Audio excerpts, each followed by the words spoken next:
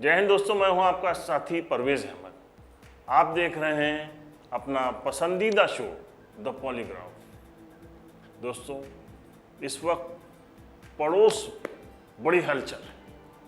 हमारे पड़ोसी देश यानी कि अफगानिस्तान। कुछ वक्त पहले हम देख रहे थे कि अफगान में बड़ी शांति हो गई थी और हमारे मुल्क ने वहाँ पे बहुत से अच्छे काम किए थे और तरक्की की तरफ अफगानिस्तान जा रहा था। एकदम से हो हल्ला मच गया है। क्या हो गया है? तालिबान की वापसी। कौन है ये तालिबान? क्यों बने ये तालिबानी? इसके पीछे की कहानी क्या है? सबसे पहले एक दास्तान आपको सुनाता हूं। सिकंदर, पूरा जग जीतने वाला जिसको कहा जाता है, सिकंदर भी यहाँ पर 3 साल पड़ा रहा था अफगानिस्तान को जीतने के लिए।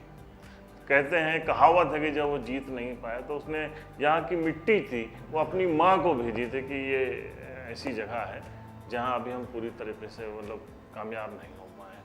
तो कहते हैं वो मिट्टी जब उसके यहाँ पहुँची थी तो उसके वतन में लोग झगड़ने लगे, आपसी झगड़े शुरू हो गए। ऐसी जगह है अफगानिस्तान। पूरी जिंदगी हमारी जो पूरी पीढ़ी है वो अफगानियों को लड़ते हुए झगड़ते हुए देख चुकी है। न उनके पास गंवाने के लिए कुछ है, न उनके पास पाने के लिए कुछ है। उनको फंडिंग होती है रुपयों की, पैसों की और हथियारों की, और वो लड़ते हैं, लड़ते चले आ रहे हैं। वजह क्या थी? वजह मैं बताता हूँ। 1919 यानी कि 1919 में अंग्रेज़ों ने पूरी तरीके से अफगानिस्तान के ऊपर से अपना वर्चस्व हटा लिया था। उनको बहुत ज़्यादा फ़ायदा भी नहीं हो रहा था वहाँ पे अफगानिस्तान से, क्योंकि वहाँ का जो पहाड़ी, ज़्यादातर एरिया पहाड़ी और रेगिस्तानी जो एरिया है, जहाँ पे वो रह कर गोरिल्ला युद्ध करते थे, उनसे पार पाना, उनसे निपट पाना बहुत मुश्किल लग रहा था। तो अंग्रेज़ों ने सबसे पहले उनको आज़ाद कर दिया।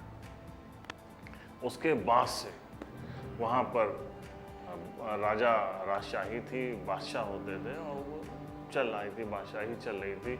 बहुत ही मतलब परेशान वहाँ की आवाम। धीरे धीरे 1973 में वहाँ के जो बादशाह थे मोहम्मद ज़हीर खान साहब, वो बीमार पड़ गए, काफ़ी बीमार हुए और वो अपना इलाज कराने के लिए, अपना ट्रीटमेंट कराने के लिए वो विदेश चले गए। जब वो विदेश चले गए तो उनके बड़े ख़ास जो है सिपह सालार थे, दाऊद इब्राहिम नहीं, दाऊद खान साहब, बड़े ख़ास थे। उन्होंने साहब उनके जाते ही कहा कि अब तो ये बादशाह साहब बीमार हो गए हैं। उन्होंने तख्ता पलट दिया। जब आवाम की तरफ से आवाज़ें उठी कि क्यों आपने तख्ता पलट किया, तो उन्होंने कहा कि देखिए, अब राजशाही इस दुनिया से ख़त्म हो चुकी है, हमारे यहाँ से भी ख़त्म होना चाहिए और धीरे एक सरकार का गठन होना चाहिए। लोग खुश हुए कि अब एक सरकार का गठन होगा, लेकिन वो उस पद के ऊपर बैठ गए और सारे मतलब जो वही प्रधानमंत्री, वही राष्ट्रपति और बाकी उनका जो संविधान था वो बनता रह गया। अब वो चल रहा था, उनकी कहानी चल रही थी। उससे लोगों के अंदर गुस्सा फूट रहा था, अफगानियों के अंदर गुस्सा फूट रहा था और गुस्सा इस कदर फूटा कि विद्रोह हो गया अफगानिस्तान के अंदर। बहुत ज़बरदस्त विद्रोह हुआ अफगान में। और उसके बाद, उस विद्रोह के बाद, जो विद्रोह के जो लीडर थे नूर अहमद तारिकी साहब, वो जो है विद्रोह के बाद वो लीडर बने और उनका कब्ज़ा, उनका आधिपत्य अफ़गानिस्तान के ऊपर हुआ। अब ये बात 1979 के करीब की है। 78 में उनका कब्ज़ा हो गया था। 1978 दो ताकतें इस वक्त पूरी दुनिया में बहुत ज़बरदस्त तरीके से छा चुकी थी, मजबूत हो चुकी थी और दोनों चाहती थी कि वो बॉस बने दुनिया की। एक तरफ यूएसएसआर, सोवियत संघ, रूस, और 15 मुल्क आते थे। बड़ी ताकत थी रूस की उसकी सीमाएं यहाँ अफगानिस्तान तक फैली हुई थी। और दूसरी तरफ USA, United state of America, America भी अब दुनिया का दादा बनना चाह रहा था और रूस भी दुनिया का दादा बनना चाह रहा था। अब साहब दोनों दिखाना चाहते थे, तो दो इधर क्या कहते हैं, इनका प्रभाव जो है वो रूस का, क्योंकि रूस की सीमा मिली हुई थी इसलिए रूस का प्रभाव पूरी तरीके से अफगानिस्तान के ऊपर था। और उधर अमेरिका का प्रभाव जो खाड़ी देश थे उनमें, खासकर ईरान के आसपास, उसमें ज़बरदस्त तरीके से अमेरिका का प्रभाव ईरान में पड़ चुका था। तरक्की शुरू हुई, तरक्की तारिकी साहब के वक्त में बहुत हुई जो है अफगानिस्तान में। हॉस्पिटल्स बनने शुरू हो गए और स्कूल्स बनने शुरू हुए, यूनिवर्सिटीज़ बनी, सड़कें बनी। और यही हाल उधर तरक्की जो है मॉडर्निज्म की तरफ बढ़ रहा था ईरान, वहाँ भी खूब तरक्की हो रही थी। इन तरक्कियों के साथ साथ शराब खाने, जुए खाने, कैसीनो, बार, ये सब भी जो है धीरे धीरे, क्योंकि जो क्या कहते हैं तारिकी साहब थे वो कम्युनिस्ट विचारधारा के थे और रूस से उनकी जो विचारधारा थी वो मैच खा रही थी। रूस पूरी तरीके से उनका सपोर्ट कर रहा था, वहाँ हर तरीके से फंडिंग भी हो रही थी, हथियार भी उसको रूस से मिल रहे थे लगातार।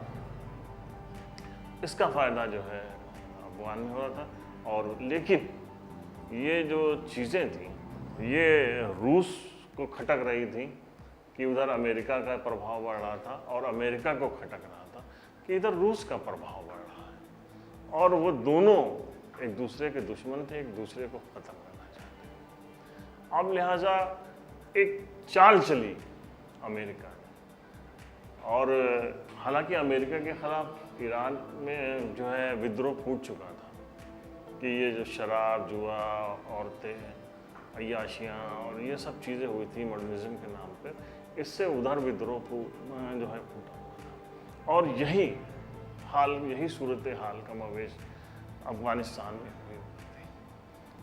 अफगानिस्तान में जो लोग इसका विद्रोह कर रहे थे, उनको अमेरिका सपोर्ट कर रहा था। और ये सपोर्ट किस तरीके से हो रहा था, जो तारिकी साहब थे उनके जो सबसे ख़ास मंत्री थे उनका नाम था हफीजुल्लाह, उनको पूरी तरीके से अमेरिका ने मिला लिया था अपने साथ। और उनके ज़रिए जो है वो धीरे धीरे मुजाहिदीन तैयार किए जा रहे थे जो वहाँ विद्रोह करते रूस के ख़िलाफ़ और तारिकी साहब के ख़िलाफ़। जब ये चीज़ें काफ़ी बढ़ गई थी 1979 में, तो उसी वक्त रूस ने जो है एक मीटिंग के लिए नूर मोहम्मद तारिकी को बुलाया। नूर मोहम्मद तारिकी रूस के, और जब वहाँ से लौटे तो बड़ी ज़बरदस्त कॉन्स्पिरेसी उनके ख़िलाफ़ की उनके ख़ास मंत्री हफीज़ुल्लाह ने, और अपनी सेना से मोहम्मद तारिकी साहब का पूरा परिवार की हत्या करा दी गई। बड़ा हंगामा हुआ था उस वक्त अफ़गानिस्तान में, और उन्होंने इस तरीके से हफीज़ुल्लाह ने अपनी सरकार वहाँ पे बना ली।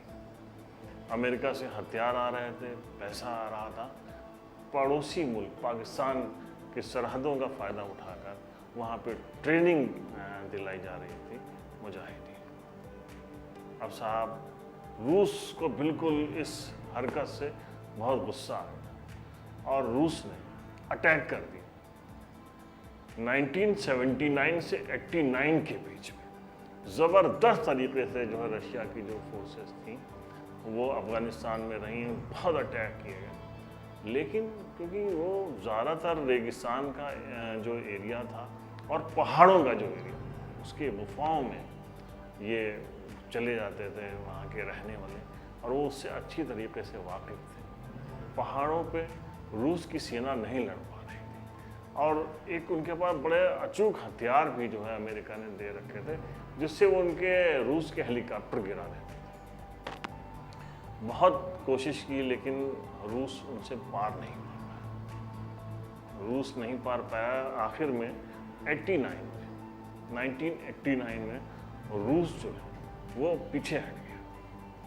अब जब पीछे हटा रूस तो इन्होंने हमला कर दिया रूस के ऊपर, और बॉर्डर था एक बहुत ही इम्पोर्टेंट बॉर्डर है स्पिन बोल्डास का, वहाँ पहुँच गए जो है इनके लोग अफगानी, और उसको पूरी तरीके से अपने कब्जे में ले लिया। वो जो था ज़ख़ीरा था, रशियन का ज़ख़ीरा था हथियारों का, एक से एक लेटेस्ट जितना हथियार था वो वहाँ पर जमा हुआ था रूस का, और वो उनके हाथ लग गया अफगानियों के, ये मुजाहिदीन जो थे अफगान। तो एक तरफ तो अमेरिका सपोर्ट कर रहा था, उसके हथियार इनके पास थे, और जो है वहाँ पर रूस खुद के रूस के हथियार उनके पास मिल गए। तो जाहिर बात है कि बड़ी उनके हाथ में ताकत आ गई और उन्होंने वहाँ पर अपना जो है वो अधिपत्य जमा लिया। अब साहब इसके बाद फिर जो है रशिया चली गई, जो सेनाएं वहाँ पे छोटे छोटे से उसमें गुटों में ये लोग बटे हुए थे। तो ये हुआ कि इनको कैसे एकत्र किया जाए, कौन है जो पूरा एक कमांड है जिसको मिल सकती है, और वो कमांड हासिल करने के बाद वो देश को चलाए। अब इसके लिए उस वक्त एक स्टूडेंट लीडर था, बहुत ज़बरदस्त स्टूडेंट लीडर था, स्टूडेंट को ही तालिब कहते हैं। तो तालिब मतलब एक स्टूडेंट लीडर था जो कि रशिया के ख़िलाफ़ उसने बहुत ज़बरदस्त जंग की थी, लेकिन वो उसके ऊपर भी रशिया ने हमला कराया था। उस हमले में वो बुरी तरीके से घायल हो गया था। घायल होने के बाद उसकी एक आँख भी चली गई, तो वो छोड़ दिया था उसने। मतलब लड़ाई जब इनकी ख़त्म हुई, रशिया वापस चले गए, तो वो इस्लामिक उस मूवमेंट में लग गया। तो ये हुआ कि था वो बहुत दमदारी से लड़ा था, और क्योंकि वो इस्लामिक मूवमेंट में लग गया था इसलिए उसको उसका नाम मुल्ला उसको कहने लगे थे, मौलाना मुल्ला, और उमर नाम था उसका। तो मुल्ला उमर जो था उनको मतलब जो है वहाँ की कमांड दी गई, और इस तरीके से तालिब मतलब स्टूडेंट वो जब एकत्र हुए बड़ा गुट बन गया तो उनको तालिबान कहा गया, जिनकी फिर हुकूमत हो गई। यहाँ से तालिबान की उत्पत्ति होती है अफ़गानिस्तान में, और ये लोग अब साहब रशिया के टुकड़े हो गए थे। रशिया में ये लोग घुसे, और वो पूरा वाक़या आप सब लोगों को पता ही है कि रशिया के जो टुकड़े हुए उसमें तालिबान का बहुत बड़ा हाथ था, और तालिबान के साथ एक और फोर्स थी जो लड़ रही थी, वो थे अल-कायदा। अल-कायदा प्रमुख जो था उसामा बिन लादेन, वो अमेरिका का ही पाला हुआ था, अमेरिका का ख़ास था, जिसने रशिया के टुकड़े करने में उस लड़ाई में काफ़ी अमेरिका की मदद की थी। पूरी फंडिंग वहाँ से होती थी। बात कहाँ से बिगड़ गई, अमेरिका को क्यों उस लड़ाई में आना पड़ा? बात वहाँ से बिगड़ गई जब सद्दाम हुसैन ने कुवैत पर हमला कर दिया और कब्जा कर दिया। सारी लड़ाई वहाँ पेट्रोल की थी, जो आप सब जानते हैं। अब अमेरिका फ़ौरन इस लड़ाई में दादा बन के आगे आया, और उसने जो है सद्दाम हुसैन यानी कि इराक़ के ऊपर जो है अटैक करना शुरू किया। उस अटैक के लिए उसने सऊदी अरब के जो हवाई पट्टी थी उनका इस्तेमाल किया, सऊदी अरब का, क्योंकि लादेन वहीं का रहने वाला था, सऊदी अरब का। उसको इससे नाराज़गी पैदा हुई कि मुस्लिम मुल्क पे ही अटैक करने के लिए, और सऊदी अरब का जो है उसका इस्तेमाल, ज़मीन का इस्तेमाल हो रहा है। और सऊदी अरब क्योंकि मक्का और मदीना वो शांति की जगहें मानी जाती हैं, किसी तरीके की लड़ाई के लिए उसने यहाँ से उनका विरोध करना शुरू किया। और जब विरोध करना शुरू किया तो अमेरिका में और उसामा बिन लादेन में ठन गई। बहुत ज़बरदस्त तरीके से America Usama bin Laden al Qaeda की तलाश में लग गया, और बुश साहब का पूरा मामला था, आप जानते हैं। ये उधर उनकी जो है तलाश चल रही थी, और उधर उसामा बिन लादेन और उनका संगठन एक बहुत बड़ा षड्यंत्र रच रहा था। कितनी बड़ी कॉन्स्पिरेसी थी कि अमेरिका के ही जहाज़ को हाईजैक किया जाता है। 9/11 की घटना पूरी दुनिया जैसे दहशत में आ गई थी, और उसको अटैक किया जाता है उसके बाद, वर्ल्ड ट्रेड सेंटर पे अमेरिका, जिसमें 2996 लोग मारे गए। 3000 के करीब लोग उस बिल्डिंग में जो है सिविलियंस मारे गए थे। और उसमें अलकायदा के भी 19 फाइटर्स थे जिन्होंने सुसाइड किया एक तरीके से वहाँ पे जाके उस हमले में। इस घटना से पूरी दुनिया दहल गई। उसामा बिन लादेन की तलाश शुरू हुई, क्योंकि अमेरिका का मानना था कि उसामा बिन लादेन अफ़गानिस्तान में छुपा हुआ है, इसलिए अब अफ़गानिस्तान पे अटैक हो गया। अलकायदा के साथ साथ तालिबान पे ज़बरदस्त अटैक हुआ, क्योंकि तालिबान का तो आप जानते हैं, तालिबान की जो पिछली हुकूमत थी वो कैसी हुकूमत थी। उन्होंने टीवी, वीसीआर, सिनेमा, यहाँ तक कि क्लीन शेव और चेस खेलने पे या स्लीव्स से एम्ब्रॉयडरी बनवाने पे, पेंटिंग वगैरह पे, इंटरनेट पे, इन सबको उन्होंने बैन कर दिया था। कोई भी औरत जो है वो अकेले सड़क पे नहीं निकल सकती थी, और बेपर्दा तो कोई सवाल ही नहीं होता था। बहुत ज़्यादा सख्ती उन्होंने कर रखी थी। तो वहाँ की जो जनता थी उनमें विद्रोह था ही। ऊपर से अमेरिका का अटैक हो गया तो इनको भागना पड़ा।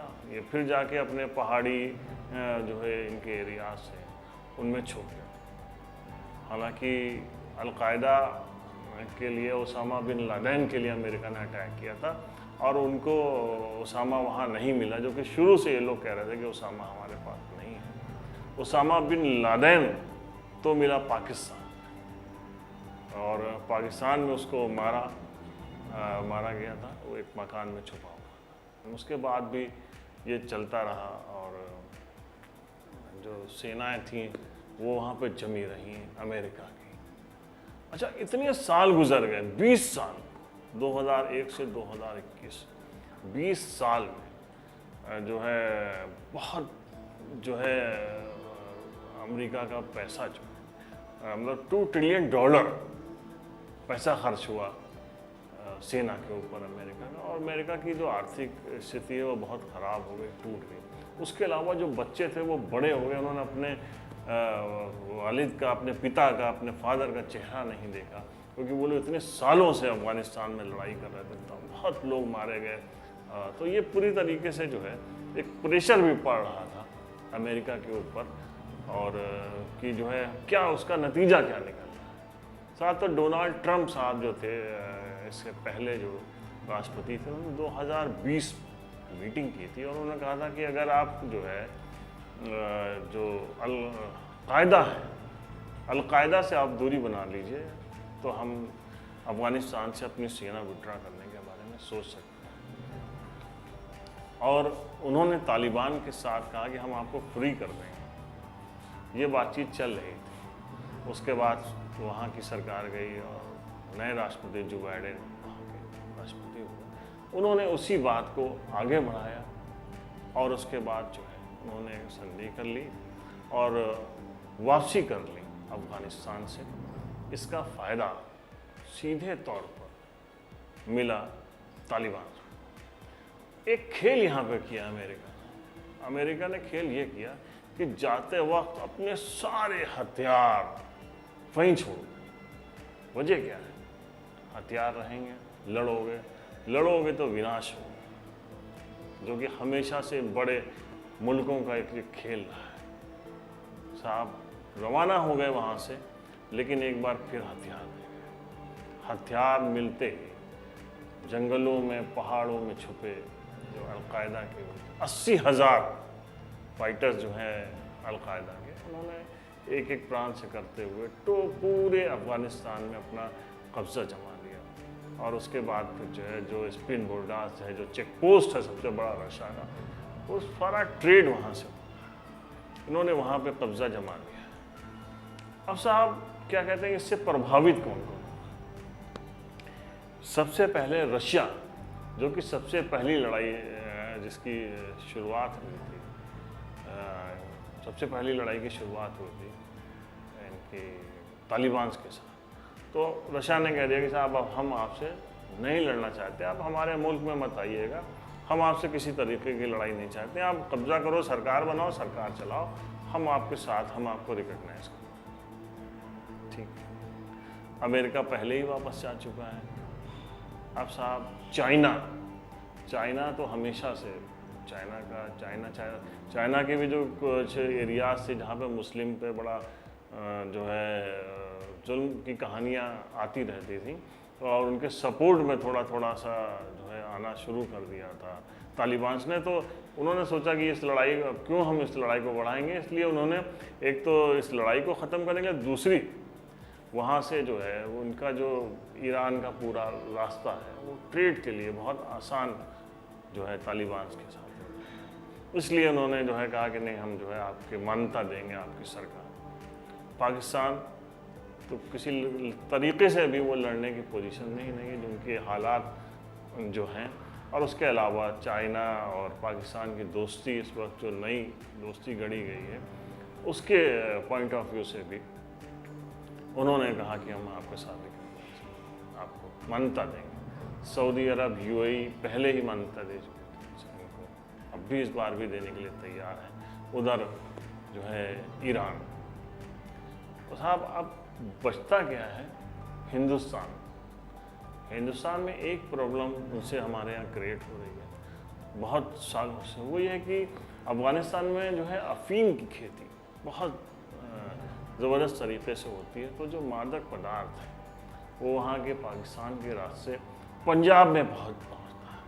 ये वजह है कि पंजाब में जो नई पीढ़ी बड़े ज़बरदस्त तरीके से वो जो है नशेड़ी बनी, नशे की शौकीन हुई, और उनको वहीं से, उसी रास्ते से मिल रहा है। ये हमको नुकसान कर रहा है। लेकिन तालिबान ने आते ही कहा है कि आप हमारे यहाँ कोई इंटरफेयर मत करो, आप अपनी सेना मत भेजो, तो हम भी आपसे कोई लड़ाई नहीं जाएंगे। भारत इस वक्त बहुत फूक के कदम रख रहा है, एक कूटनीति का इस्तेमाल कर रहा है।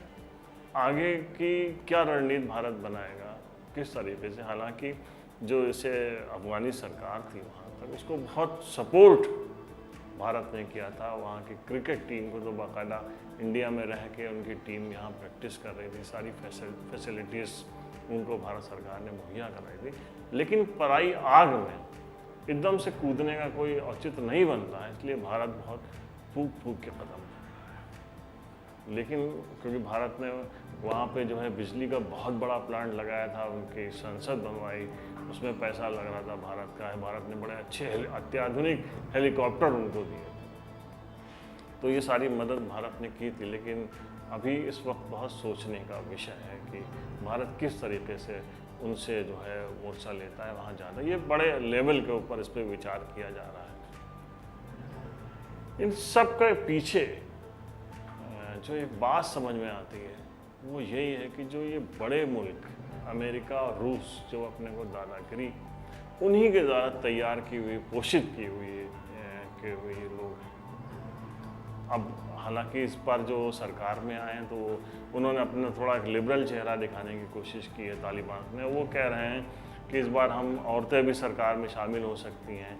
वो किसी जेंट्स के साथ आए, हम शरीय कानून, उसमें जो इस्लामिक कानून है उसको लागू करेंगे, लेकिन कोई ऐसा काम नहीं करेंगे जिससे लोग परेशान हों। वक्त बताएगा, आने वाला वक्त बताएगा कि तालिबान की सरकार कैसी रहती है, भारत के साथ उसके संबंध कैसे रहते हैं, या भारत उनके साथ कैसे संबंध रखता है।